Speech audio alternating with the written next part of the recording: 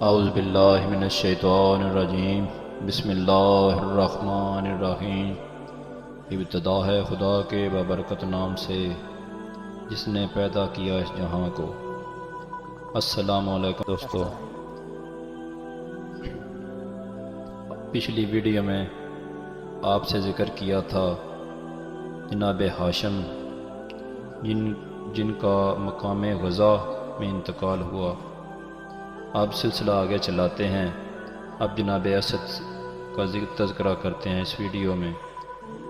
آپ حضرت ہاشم کے بڑے بیٹے تھے۔ آپ کی ولادت 497 سے قبل ہوئی تھی۔ آپ میں انسانی ہمدردی سجد کمال پہنچی ہوئی تھی۔ فخر الدین رازی کا بیان ہے کہ جناب اسد نے ایک دن اپنے ایک دوست کو سخت بھوکا پا کر، جو بنی خلدام سے تھا، اپنی والدہ سے کہا کہ اس کے لیے کھانے کا بندوبست کرو۔ انہوں نے پنیر اور آٹا کافی مقدار میں اس کے گھر بھجوا کر اسے سکون بخشا۔ پھر اسی واقعے سے متاثر ہو کر جناب ہاشم نے اہل مکہ کو جمع کیا اور ان میں تجارت کا جذبہ و شوق پیدا کیا۔ اسد کے معنی شیر کے ہیں۔ ابن خلویہ کا یہ کہنا ہے کہ شیر کے 500 نام ہیں، جن میں ایک اسد بھی ہے۔ شیر بھوک اور پیاس پر صابر ہوتا ہے۔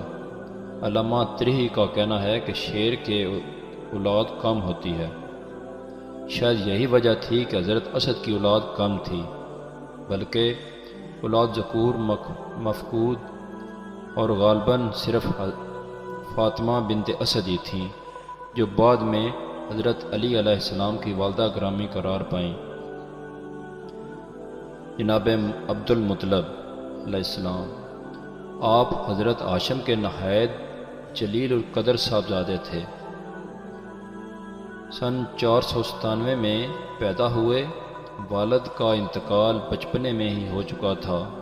پرورش کے فرائض آپ کے چچا مطلب کے کنار عطفت میں ادا ہوئے اور خوش قسمتی سے آخر میں عرب کے سب سے بڑے سردار قرار پائے۔ آپ کے والد ہی کی طرح آپ کی والدہ بھی، جن کا نام سلمہ تھا، شرافت و عظمت میں انتہائی بلندی کی مالک تھیں۔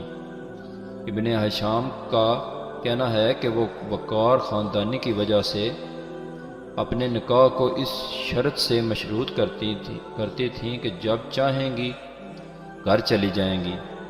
علامہ حلبی کا کہنا ہے کہ وہ یہ شرط بھی لگاتی تھیں کہ تولید کے موقع پر اپنے میکے میں رہوں گی۔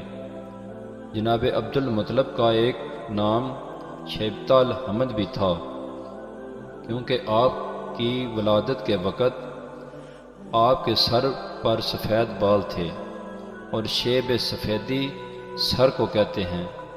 حمد سے اس مصاف اس لیے کہا کہ آگے چل کر بے انتہا ممدوح ہونے کی ان میں علامتیں دیکھی جا رہی تھیں۔ آپ سن شعور تک پہنچتے ہی جناب ہاشم کی طرح نامور اور مشہور ہو گئے۔ آپ نے اپنے پر شراب حرام کر رکھی تھی اور غار حرا میں بیٹھ کر عبادت کرتے تھے۔ آپ کا دسترخوان اتنا وسیع تھا کہ انسانوں کے علاوہ پرندوں کو بھی کھانا کھلایا جاتا تھا۔ مصیبت زدوں کی امداد اور اپاہجوں کی خبر گیری ان کا خاص شیوا تھا۔ آپ نے بعض ایسے طریقے رائج کیے جو بعد میں مذہبی نقطہ نظر سے انسانی زندگی کے اصول بن گئے۔ مثلاً اعفاء و نظر، نکاح محرم سے اجتناب، دختر کشی کی ممانت، خمر زنا کی حرمت اور قطع ید سارق۔ عبد المطلب کا یہ عظیم کارنامہ ہے کہ انہوں نے چائے زمزم کو، جو مردر زمانہ سے بند ہو چکا تھا، پھر کھدوائی جاری کیا۔ دوستو، آپ کا زیادہ وقت نہیں لینا چاہتا، اس لیے یہ قصہ مختصر کر رہا ہوں۔ اب اس سے آگے نیکسٹ ویڈیو میں آپ سے شیئر کروں گا، اس لیے آپ اجازت چاہتا ہوں۔ خدا حافظ۔